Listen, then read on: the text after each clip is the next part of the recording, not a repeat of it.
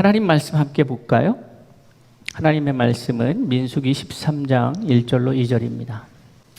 민수기 13장 1절로 2절의 말씀입니다. 여호와께서 모세에게 말씀하여 이르시되 사람을 보내어 내가 이스라엘 자손에게 주는 가나안 땅을 정탐하게 하되 그들의 조상의 가문 각 지파 중에서 지휘관 된 자 한 사람씩 보내라. 아멘. 우리 여호수아 2장 1절 한 장 더 보겠습니다. 여호수아 2장 1절입니다. 눈의 아들 여호수아가 시딤에서 두 사람을 정탐꾼으로 보내며 이르되 가서 그 땅과 여리고를 엿보라 하매 그들이 가서 라합이라 하는 기생의 집에 들어가 거기서 유숙하더니. 아멘. 저는 오늘 정탐하는 자라는 말씀의 제목으로 함께 말씀을 나누려고 합니다. 이번 그 미국 사역의 주제는 정탐이었습니다. 19년까지 계속해서 우리가 매해 북미 사역을 진행해 왔고 하나님께서 주신 마음들을 나눠 왔습니다. 그리고 19년도 말을 맞이하면서 2020년에 대한 기대가 컸습니다. 하나님께서 어떻게 열어가실까? 그렇게 기대하였던 것은 근거 없는 막연한 기대가 아니었고 19년 동안에 하나님께서 저희들에게 부어주신 은혜들이 있었기 때문에 또 그 연말 되어쯤 해서 하나님께서 많은 하나님의 사람들을 붙여주셨고 기대케 하셨습니다. 그런데 2020년 제가 여러분 기억하실지 모르겠습니다. 라오스에 방문하게 되고 라오스에서 이제 그 김만갑 선교사님의 사역하시는 그 공간을 바라보게 됩니다. 그곳에 우리 두 집사님과 함께 갔고 그곳에서 참 여러 가지 생각들을 하게 하는 그런 긍정적인 시간을 보내고 있는 그때에 한국에서의 소식은 코로나가 환자가 발생한다라는 소식이었습니다. 그래서 입국하였고 그 뒤로 우리가 해외에 나갈 수가 없었고 또 국내에서도 많은 교회들이 예배 드리는 것이 어려웠고 또 사람들이 코로나로 인해서 어려움을 당하여 왔습니다. 그런 과정 속에서 하나님께서 왜 멈추게 하셨을까라는 생각을 하게 됩니다. 하나님께서는 왜 하나님의 그 주신 마음들이 계속해서 진행되도록 하지 않고 여기서 멈추게 하셨을까라고 생각했는데 2년이라는 시간이 지나고 그 이유를 명확하게 알 수가 있었습니다. 그것은 하나님께서 2016년도 우리 서울중심교회 40주년을 맞이하면서 선언케 하신 코리안 디아스포라 미니스트리에 대한 마음들이 있었고 그것을 그저 마음으로 그 마음 가운데 부어주신 하나님의 마음으로만 받아들였습니다. 그리고 열심히 뛰어왔습니다. 그리고 나서 3년을 정말 최선을 다해서 달려왔는데 그러고는 멈추게 하셨습니다. 그리고 생각하게 하셨습니다.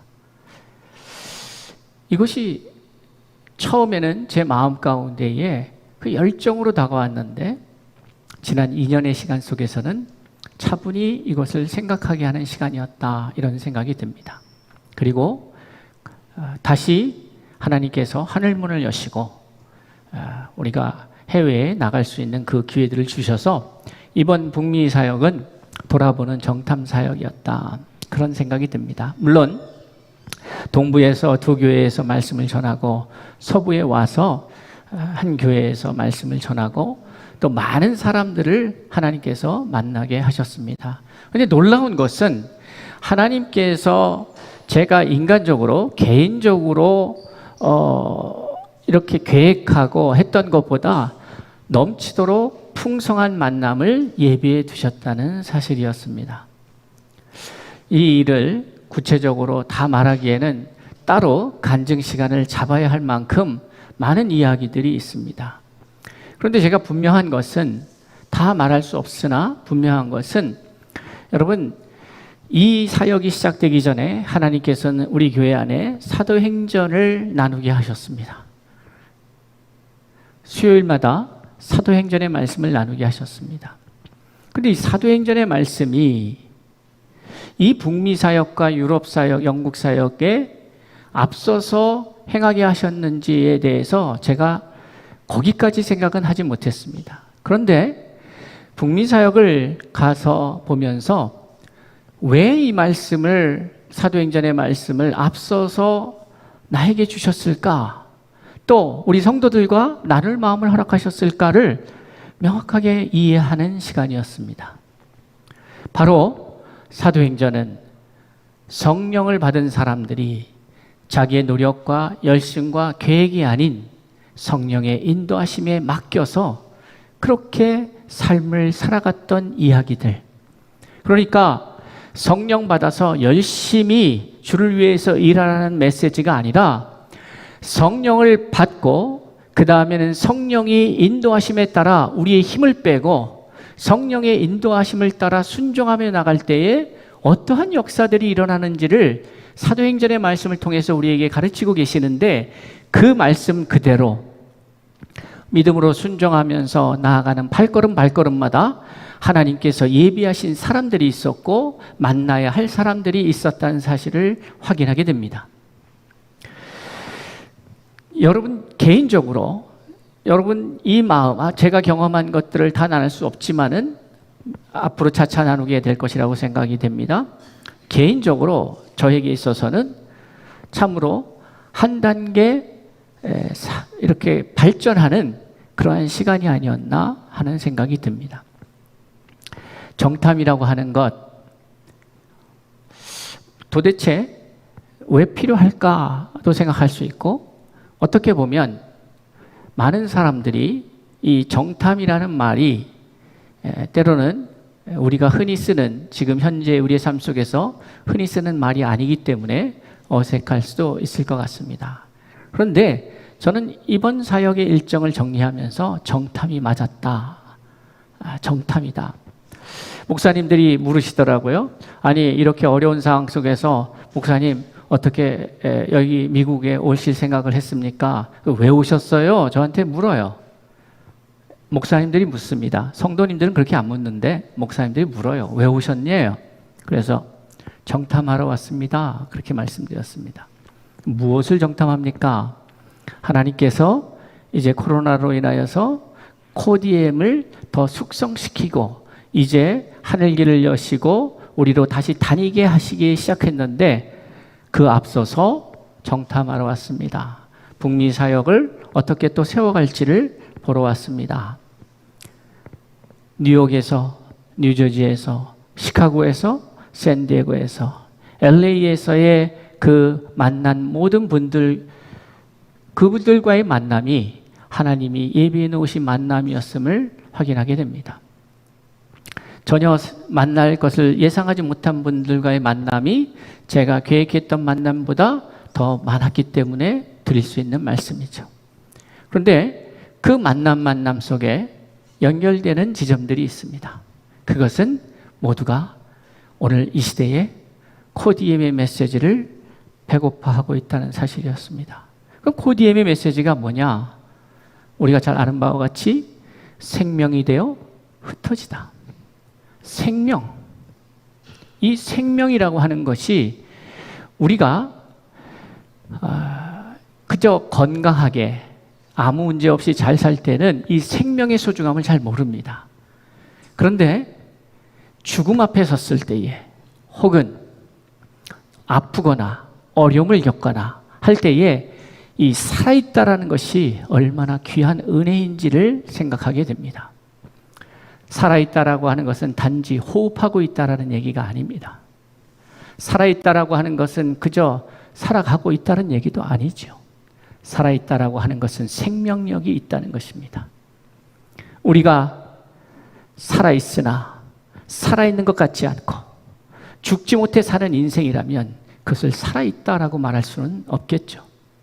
저는 우리 믿음의 사람들이 하나님께서 허락하신 이 소중한 시간들을 그저 때워가고 아침에 눈을 떴으니까 오늘 하루 살아내자라는 것이 아니라 아침에 눈을 떠서 나로 오늘 살게 하신 하나님의 뜻이 무엇인지 그것을 이루어가면서 사는 것이 단순히 우리가 구약적인 의미에서 하나님의 뜻을 이루어가는 삶을 넘어서서 하나님과 함께 이 생명을 누리게 하신 그 뜻을 기억하며 확인해가며 누려가는 것, 그것이 바로 우리의 삶이어야 함을 우리는 기억하면서 오늘 저는 이 말씀을 준비하면서 한번 생각해 보게 됩니다.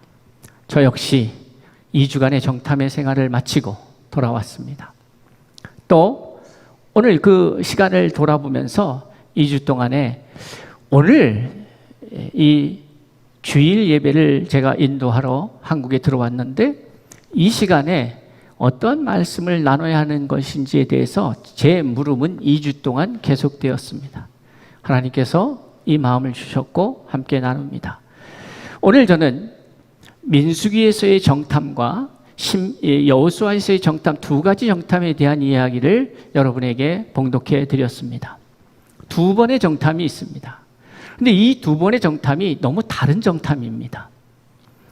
어떻게 보면 똑같은 사람들에 의한 똑같은 장소에 대한 이야기인데 너무나도 다른 이야기가 기록되고 있습니다. 정탐하는 자의 역할은 무엇일까요? 우리가 들어가야 할 그곳을 미리 앞서서 보고 어떠한 상황인지 살피고 돌아와서 그것을 보고하는 것이 정탐하는 자들의 임무이겠죠. 그런데 여기서 민수기의 이 정탐의 이야기가 여호수아의 이야기와 큰 차이가 있음을 기억하면서 우리는, 저와 여러분은 민수기의 정탐이 아닌 여호수아의 정탐으로 우리의 정탐이 진행되어야 함을 함께 나누고자 합니다. 그럼 민수기의 정탐이라고 하는 것은 무엇일까? 오늘 본문의 말씀을 보면 여호와께서 모세에게 말씀하여 이르시되 사람을 보내어 내가 이스라엘 자손에게 주는 가나안 땅을 정탐하게 하되, 이렇게 말씀하고 있습니다. 여호와께서 모세에게 말씀합니다. 사람을 보내라. 그리고 내가 이스라엘 자손에게 주는 가나안 땅을 정탐하게 하라. 자, 이 본문의 말씀을 놓고만 보면 여호와께서 이렇게 진행을 하시다가 가나안 땅으로 진행을 하시다가 모세에게 이제 정탐꾼들을 파송하는 장면을 보입니다. 이 시간적으로 보면 출애굽한 지 한 2년쯤 됐을 때의 이야기입니다. 우리가 잘 아는 바와 같이 출애굽 사건에서 광야의 시간이 38년이 더해진 40년의 시간이라면 우리는 생각해 볼 필요가 있습니다. 만약에 이 2년이 지났을 때에 이 정탐꾼들, 우리가 이 이야기는 너무 잘하기 때문에 제가 굳이 설명하지 않아도 될 것 같습니다.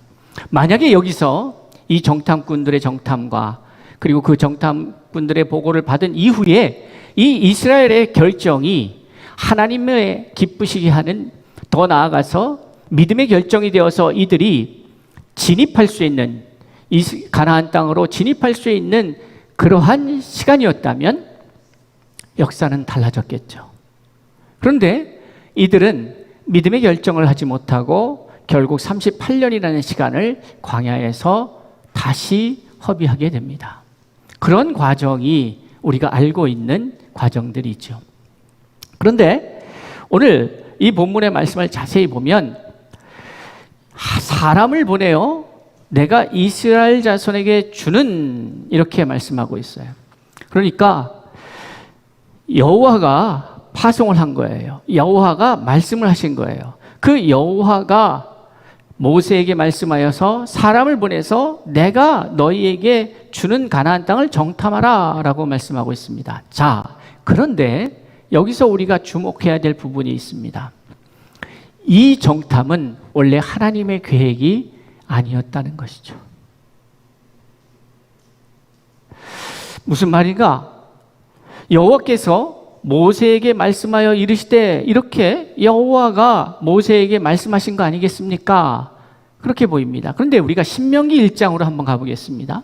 신명기 1장에 가보면 이 동일한 이야기가 다른 각도에서 우리에게 쓰여지고 있음을 보게 됩니다. 신명기 1장 19절 이하의 말씀입니다. 우리 하나님 여호와께서 우리에게 명령하신 대로 우리가 호렙산을 떠나 너희가 보았던 그 크고 두려운 광야를 지나 아모리 족속의 산지길로 가데스바네아에 이른 때에 내가 너희에게 이르기를 우리 하나님 여호와께서 우리에게 주신 아모리 족속의 산지에 너희가 일어났나니 너희의 하나님 여호와께서 이 땅을 너희 앞에 두셨은즉 너희 조상의 하나님 여호와께서 너희에게 이르신 대로 올라가서 차지하라. 두려워하지 말라. 주저하지 말라 한즉.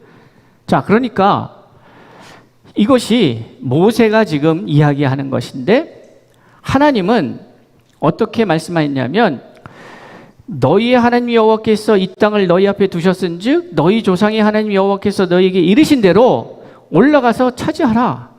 두려워하지 말라. 주저하지 말라. 이것이 하나님의 뜻이었어요. 그러니까 하나님은 올라가라는 거였어요. 그저 진행하라는 거죠. 한즉 22절입니다. 너희가 다 내 앞으로 나와 말하기를 우리가 사람을 우리보다 먼저 보내어 우리를 위하여 그 땅을 정탐하고 어느 길로 올라가야 할 것과 어느 성읍으로 들어가야 할 것을 우리에게 알리게 하자 하기에 내가 그 말을 좋게 여겨 너희 중 각 지파에서 한 사람씩 12를 택하매. 자, 이야기는 이렇게 진행되었던 것이죠. 그러니까 하나님께서 정탐이 필요해서 하나님께서 정탐꾼을 모세에게 모집하라고 해서 파송한 게 아니라 하나님은 원래 하나님의 계획대로 자, 이제 가서 그것을 취해라 라고 말씀하셨는데 사람들이 뭐라고 얘기한 거예요? 그래도 하나님, 전쟁은 그렇게 하는 게 아닙니다. 정탐꾼을 파송해서 그 상황을 봐야 됩니다. 우리가 어느 쪽 길로 진입을 해야 되는지, 퇴로는 어떻게 되는지, 지형은 어떠한지, 저들의 군사력은 어떠한지 다 보고 나서 들어가야 합니다. 여러분, 여기에서의 문제가 뭡니까? 마치 전쟁이 자기 손에 달렸다고 생각하는 것입니다. 우리가 잘 아는 바와 같이 여리고성을 우리가 가나안 땅에 들어가서 첫 전쟁이 여리고성 전쟁 아니겠습니까? 여리고성 전쟁을 보면 그 여리고성 전쟁의 주인공은 누굽니까? 하나님이시죠. 사람들은 그저 하나님의 지도에 의해서, 명령에 의해서 그저 하루에 한 바퀴씩 도는 것 뿐이었습니다. 그리고 말하지 말아라. 침묵해라. 다른 말 하지 말고 그저 하루에 한 바퀴씩 돌고 마지막 날에 7바퀴를 돌아. 그리고 외쳐. 그러니까 그 전쟁의 지도자는, 사령관은 하나님이셨습니다. 그러니까 이스라엘 백성들은 아무것도 한 것이 없어요. 단지 걸어서 도는 것뿐이었어요. 무엇을 보여주는 겁니까? 전쟁의 주인이 누구예요? 지금 하나님이 싸우시겠다는 거예요. 하나님이 이스라엘 백성을 출애굽시킨 것도 하나님이시고 광야에서 훈련하시는 것도 하나님이셨고 그 하나님의 그 스케줄대로라면 사실은 40년이 걸리는 것이 아니라 그저 진행하면 됐던 거예요. 2년 지나고 계속해서 진행하여서 들어가면 되는 거예요. 그런데 그 지점, 그 앞에서, 바로 그 앞에서 2년이라는 시간이, 훈련의 시간이 지나고, 여러분 제가 다 말씀을 드리지 않았지만은 이 민수기 13장까지 오는 동안에 하나님은 출애굽하셨고 출애굽 기간을 통해서 그 2년의 시간 통해서 하나님은 구름 기둥과 불 기둥으로 인도하셨습니다. 만나와 메추라기로 먹이셨습니다. 제사에 대한 이야기도 하셨습니다. 법에 대한 이야기, 애국법이 아니라 이제 새로운 시대에 새로운 나라의 하나님 나라의 법에 대한 이야기도 하셨습니다. 원칙에 대해서도 이야기해요. 어떻게 나라를 이끌어 가셔야 되는지에 대한 이야기도 합니다. 자, 그런 과정이 지나고 나서 2년쯤 되었을 때에 이제 요단강을 건너서 진입하면 되는 거예요. 그런데 이스라엘 백성들이 요구합니다. 정탐이 필요합니다. 정탐이 필요합니다. 그런데 모세가 실수를 해요. 모세가 뭐라고 그러냐면 제가 방금 읽어드린 그 신명기 1장의 말씀을 보면 23절에 보니까 내가 그 말을 좋게 여겨 이렇게 표현을 해요. 그러니까 모세도 어떨 거예요? 이 사람들과 같은 생각을 갖고 있었던 거예요. 우리가 전쟁을 하려면 그래도 뭔가 정탐이 필요하지 않겠는가 이렇게 생각한 거죠. 여러분, 모세가 하나님의 사람이 참 저는 어떤 느낌이 드냐면 하나님이 모세를 택하셔서 이끌어 가시면서 모세를 하나님의 사람으로 되게 커버친다. 이 믿음의 사람으로 되게 인정해 주려고 하고 많은 사람 앞에서 그 권위를 인정해 주려고 참 많이 노력하시는 모습들이 곳곳에서 보입니다. 여러분, 출애굽기 이 모세가 이렇게 실수하는 것이 여기서만 있는 것이 아닙니다. 출애굽기에 보면 어떤 말씀이 있는가 보면 여러분 한번 보겠습니다. 출애굽기서에 가서 보겠습니다. 14장에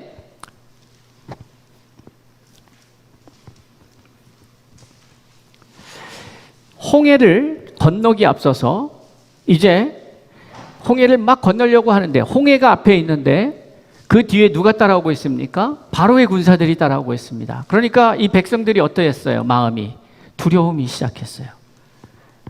그래서 14장 10절에 보니까 바로가 가까이 올 때에 이스라엘 자손이 눈을 들어본즉 애굽 사람들이 자기들 뒤에 이른지라 이스라엘 자손이 심히 두려워하여 여호와께 부르짖고 그들이 또 모세에게 이르되 애굽에 매장지가 없어서 당신이 우리를 이끌어내어 이 광야에서 죽게 하느냐 어찌하여 당신이 우리를 애굽에서 이끌어내어 우리에게 이같이 하느냐 우리가 애굽에서 당신에게 이른 말이 이것이 아니냐 이르기를 우리를 내버려두라 우리가 애굽 사람을 섬길 것이라 하지 아니하더냐 애굽 사람을 섬기는 것이 광야에서 죽는 것보다 낫겠노라.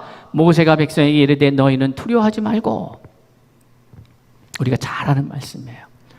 이렇게 모세를 향해 공격하고 하나님에게 원망하고 백성들이 요동을 치니까 지도자 모세가 하는 이야기가 이것이죠. 모세가 백성에게 이르되 너희는 두려워하지 말고 가만히 서서 여호와께서 오늘 너희를 위하여 행하시는 구원을 보라. 너희가 오늘 본 애굽 사람을 영원히 다시 보지 아니하리라. 여호와께서 너희를 위하여 싸우시리니 너희는 가만히 있을지니라. 이렇게 말을 합니다. 너무나도 놀라운 신앙의 고백, 믿음의 고백 같습니다. 그런데 여러분 15절의 말씀은 우리가 생각하는 것과 다른 반응을 여호와께서 보여주셨다는 것을 보게 됩니다. 모세 너는 위대하구나. 내가 잘 택했구나. 그렇지, 너밖에 없어. 믿을 건 너밖에 없구나. 이런 반응이 아니신 거예요. 뭐라고 반응하시냐면 여호와께서 모세에게 이르시되 너는 어찌하여 내게 부르짖느냐.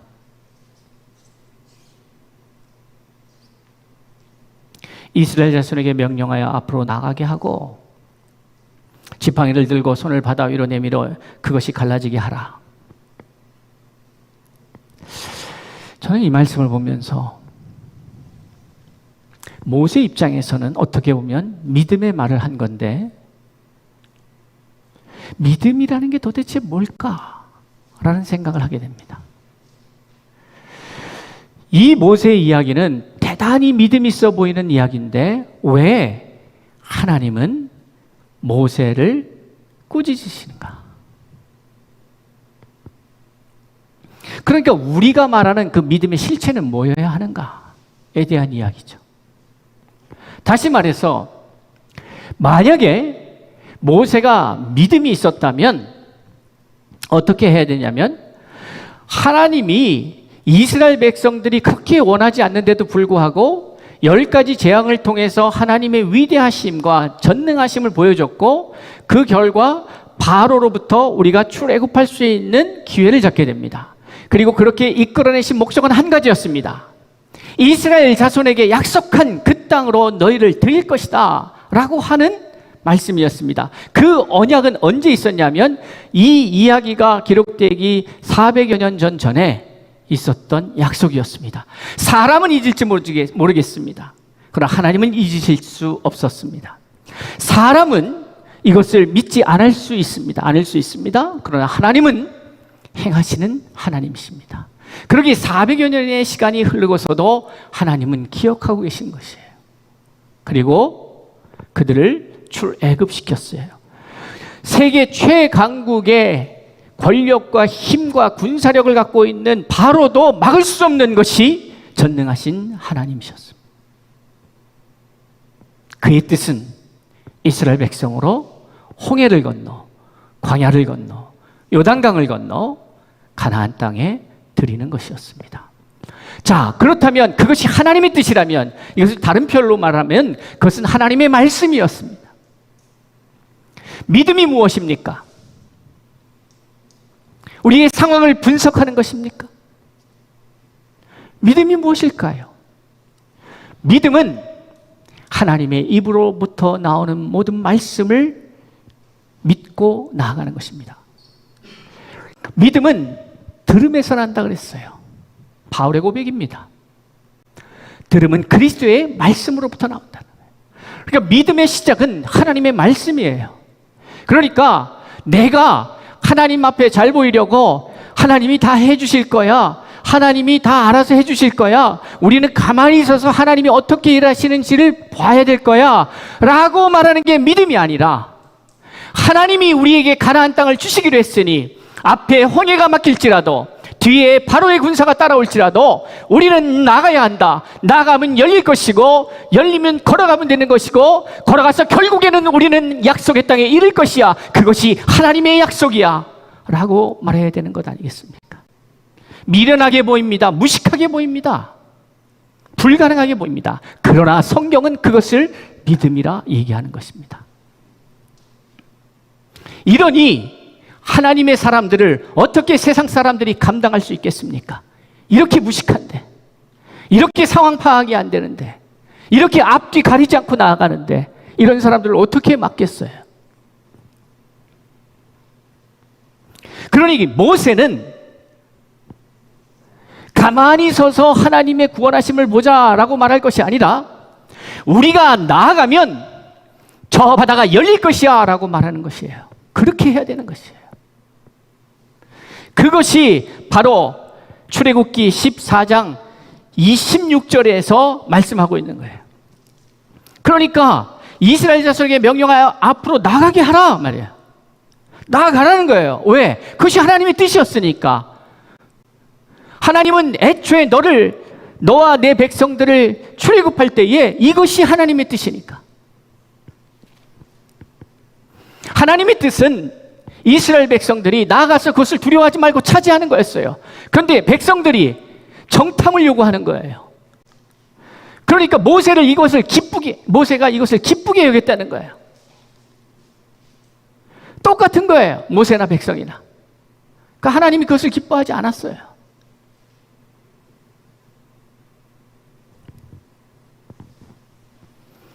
우리는 자꾸 입술로는 전쟁이 하나님께서 한 것이라고, 하나님께서 일하신다고, 성령이 일하신다고 말을 하면서, 성령이 일하시기도 전에 내가 다 알아봐야 하고, 내가 다 살펴봐야 하고, 그러고 나서 내 생각에 합리적이면 이것은 하나님의 뜻이야 라고 나아가려는 경향이 아직까지도 우리 안에 있다는 것입니다.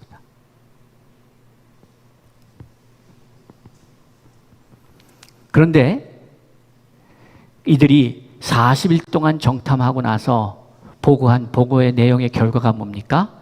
참담합니다. 원망의 소리가 나오기 시작합니다.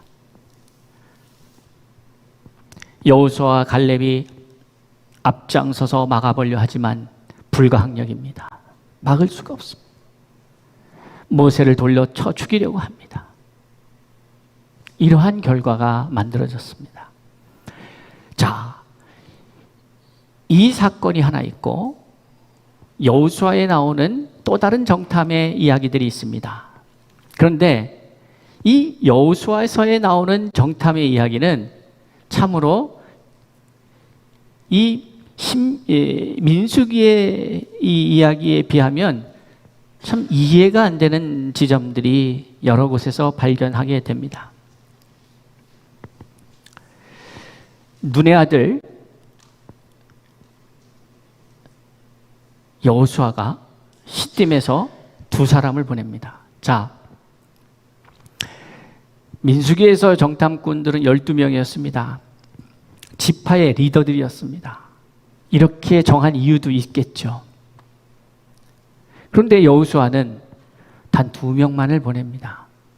무엇을 확인하고 싶었을까요? 그리고 우리가 잘 아는 바와 같이 민수기서의 정탐은 40일 동안 곳곳을 다 정탐합니다.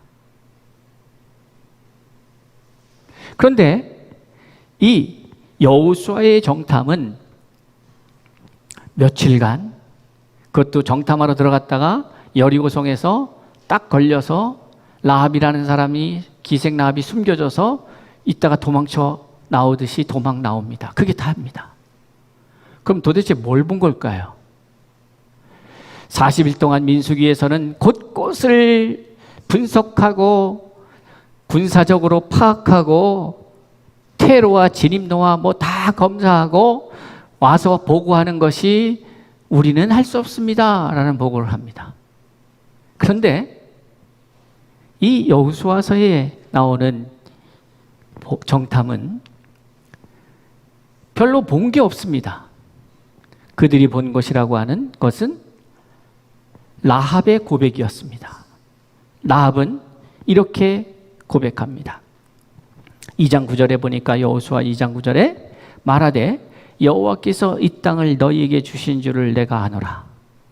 우리가 너희를 심히 두려워하고 이 땅 주민들이 다 너희 앞에서 간담이 녹나니 이는 너희가 애굽에서 나올 때에 여호와께서 너희 앞에서 홍해물을 마르게 하신 일과 너희가 요단 저쪽에 있는 아모리 사람의 두 왕 시온과 옥에게 행한 일, 곧 그들을 전면시킨 일을 우리가 들었음이니라.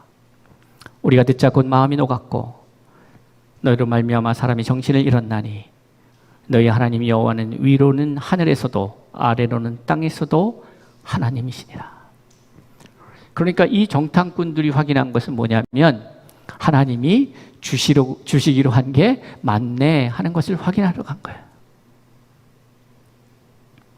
여러분, 라합의 고백이, 기생 라합의 고백이 너무나도 이상하지 않습니까?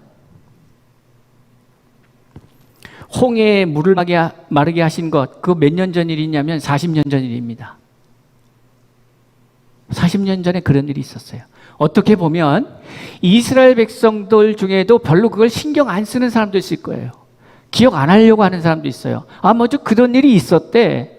아니, 어떤 이들 중에는 그 홍해를 마르게 하신 이후에 광야에서 태어난 사람들은 그것을 별로 그렇게, 그러니까 지금 저희 같은 경우도 뭡니까? 6.25를 경험하신 어르신들과 그러지 못한 세대가 다르잖아요. 그리고 내일은 77주년 광복이잖아요. 여기 계신 우리 어르신들 중에는 광복을 맞이하신 분들도 계시잖아요. 그렇죠? 그런데 광복과 상관없이, 그러니까 일제시대 이후에 태어나서, 아니 산업화 이후에 태어나서, 아니 민주화 이후에 태어나서 살아가는 사람들 입장에서는 그건 뭔 얘기예요? 잘 감이 안 와요. 똑같지 않았겠어요? 그런데 재미있는 것은 마귀는 그걸 기억한다는 거예요. 하나님의 사람들은 하나님이 하신 일을 가끔 잊어버리는 경우가 있는데 마귀는 기억한다는 거예요. 그래서 두려워한다는 거예요. 라합이 지금 뭐라고 얘기합니까? 여리고 사람들이 지금 그걸 기억한다는 거예요. 이스라엘 백성들도 잊어먹을 수 있는 일, 아니 따로 교육 시간에, 정신교육 시간에, 훈육 시간에 배워야만 기억할 수 있는 그 일을 여리고 백성들은 기억하고 있다는 거예요. 여러분, 하나님은 어제나 오늘이나 내일이나 동일하신 하나님이십니다. 어제 행하신 하나님이 오늘 기력이 세하신 분이 아니라는 얘기예요. 40년 전이든 400년 전이든 4000년 전이든 하나님은 하나님이셨고 지금도 하나님이시고 앞으로도 하나님이신 거예요. 그리고 우리는 그 하나님을 아바, 아버지라 고백하는 하나님의 자녀들인 것이. 성경에 기록된 많은 이야기들은 저와 여러분을 위해서 있는 겁니다. 하나님이 얼마나 위대하신 분인지를 우리에게 홍보하고자 기록한 홍보물이 성경이 아니라 그런 하나님을 너희가 믿고 있다. 그리고 그 하나님은 너희의 아버지가 되시다. 그리고 그 하나님은 너희를 사랑하셔서 과거에도 2000년 전에도 자기 아들을 내어주시기까지 사랑하셨다면 지금도 그 어떤 것도 희생하셔서 너희를 구원하시고자 하는 하나님의 마음이 있다라는 사실을 이 말씀을 통해서 우리에게 증언하고 계신 것이죠. 그런데 어느 순간 성경이 경전화되어 있습니다. 이것을 숭배의 대상으로만 있어요. 이것을 붙잡고 대단하다고, 하나님은 위대하다고 말하고 있어요. 하나님은 당신이 위대한 것을 드러내기 위해서 이 말씀을 기록한 것이 아니라 내가 아브라함에게 그랬듯이, 내가 이삭에게 그랬듯이, 내가 베드로에게 그랬듯이, 바울에게 그랬듯이 내가 너와 함께 할 것이다. 이 말씀을 하고 있습니다. 죽은 나사로를 살리듯이 나는 너를 살릴 것이야 라고 말하고 있는 것이야. 병든 자들을 치유하셨듯이 내가 너를 치유할 거야 라고 말하고 있는 것이죠. 그런데 어떠한 자들에게 이런 역사가 일어나느냐? 그 하나님의 말씀을 믿고 나아가는 자들에게 이러한 역사는 나타날 것이라고 성경은 말하고 있는 것이죠. 어떠한 정탐이어야 할까요? 우리 코디엠 사역을 하면서 저는 어떠한 정탐을 했어야 할까요? 여러분은 어떠한 것을 미리 봐야 하는 사람들입니까? 정탐이라고 하는 것은 미리 앞서 보는 것 아니겠습니까? 그런데 우리가 앞서 봐야 할 것은 하나님의 말씀에 기록된 그 말씀에 근거하여서 봐야 하는데, 하나님의 약속을 의심하는 우리의 시선이 존재합니다. 가나안 땅을 너희의 자손들에게 주겠다고 약속하셨기 때문에, 그 약속은 400년 전에 된 것이기 때문에 이제 때가 차서 그것을 이루시고자 그 일을 시작하신 하나님 앞에서 우리는 우리가 차지하게 될 그 땅이 어떠한 땅인지를 바라보면서 하나님 앞에 감사하며 나가야 되는데, 이스라엘 백성들은 마치 자기들의 힘의 여하에 따라서, 자기들의 지식과 지혜의 부족함과 혹은 넉넉함의 여하에 따라서 그것을 차지할 수도 있고 차지할 수도 없을 것처럼 자기들의 준비가, 자기들의 화력이 어떠함에 따라서 이것이 결정되는 것처럼 착각하고 그것을 분석하기 시작하는 이스라엘 민족을 우리는 보게 되는 것이죠. 그런데 여러분, 이 이야기가 기록된 목적이 무엇입니까? 그것을 바울 사도는 디모데후서 3장 16절에서 모든 성경은 하나님의 감동으로 된 것으로 교훈과 책망과 바르게 함과 의로 교육하기에 유익하니 이는 하나님의 사람으로 온전케 하며 또 모든 선한 일을 행할 능력을 갖추게 하려 함이라. 그러니까 이 이야기가 기록된 목적은 얼마나 여호수아가 믿음의 사람이었는가가 아닙니다. 우리가 그 길을 걸어갈 때에 동일한 결과가 우리를 위해 준비되어 있음을 우리에게 교육하고 있는 말씀인 것이죠. 여호수아는 몰랐습니다. 그러나 믿음으로 나아갔습니다. 그런데 우리는 알고 있습니다. 그렇게 나갈 때에 그러한 일들이 나타난다는 사실을. 이것이 우리가 복을 받은 자지죠. 많은 믿음의 선배들, 믿음의 사람들이 자기 인생을 걸고 겪으면서 배웠던 그 일들을, 그 하나님의 원리들을 우리는 하나님의 말씀을 통해서 읽게 됩니다. 보게 됩니다. 그리고 이제 그 하나님이 어떻게 일하시는지, 하나님의 방법, 하나님은 어떠한 하나님이신지 그 하나님을 알고 이제 그 하나님과 여러분의 인생을 동행하기를 원하시는 것이죠. 우리가 동행하시는 하나님이 어떠한 분인지를 소개하고 있습니다. 그것은 그분을 위대한 하나님이라고 찬양하라고 있는 게 아닙니다. 여러분이 찬양을 안 해도 하나님은 우주의 주인이시고 창조주시고 전능자이십니다. 우리가 하나님을 진정으로 찬양한다는 의미는 이 말씀을 믿고 그렇게 믿음으로 살아가는 것이 하나님 앞에 진정한 찬양이 됩니다. 예배가 됩니다. 여러분, 그 위대한 하나님과의 여정에 동참하지 않으시겠습니까? 우리 각자에게 주어진 약속된 나라가 있습니다. 우리 각자에게 주어진 약속이 있습니다. 가나안 땅이 있습니다. 그것을 믿음으로 나아갈 때에 우리가 어떠한 결과를 얻게 될지를 우리는 성경의 인물들을 통하여 확인하게 됩니다. 사랑하는 성도 여러분,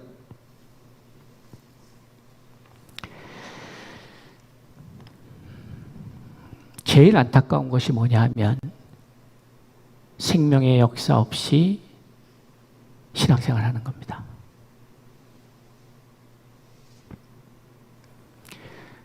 생명의 역사 없이, 생명의 누림 없이 목회하는 목사가 불쌍합니다. 그것을 확인했습니다. 성도들은 다를까요? 여러분, 정탐하는 자가 어떠한 자세여야 하는지, 어떠한 모습이어야 하는지 우리는 오늘 이 말씀을 통해서 배워야 합니다. 우리의 정탐은 상대 적군을 분석하는 게 아니라 하나님의 약속을 확인함으로 그것에 대한 소망과 기대 속에서 그 일들을 믿음으로 행하는 것입니다. 그것이 오늘 우리가 가져야 할 정탐하는 자의 모습입니다. 사랑하는 성도 여러분, 하나님은 저와 여러분이 생각하는 것보다 훨씬 더 강하십니다. 위대하십니다. 그리고 치밀하십니다.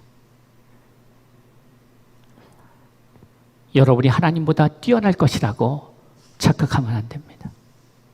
여러분이 하나님보다 더 계획적일 거라고 착각해서도 안 됩니다.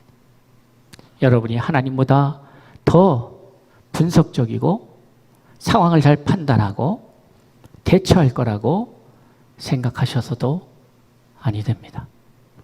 저와 여러분이 해야 할 일은 하나님의 주신 말씀을 받고 그 믿음으로 세상을 바라보고 나아가는 것입니다. 어떠한 정탐자가 되시렵니까? 어떠한 앞서보는, 미리 보는 자들이 되시렵니까?